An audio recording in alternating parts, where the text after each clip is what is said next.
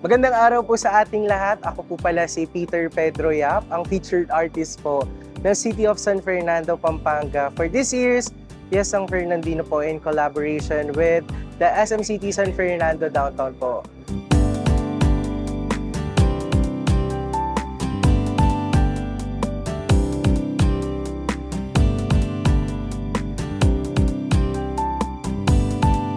Inaanyayahan ko po kayo ngayon para po sa Rosario ng Indu exhibit dito po sa ground floor ng SM Downtown.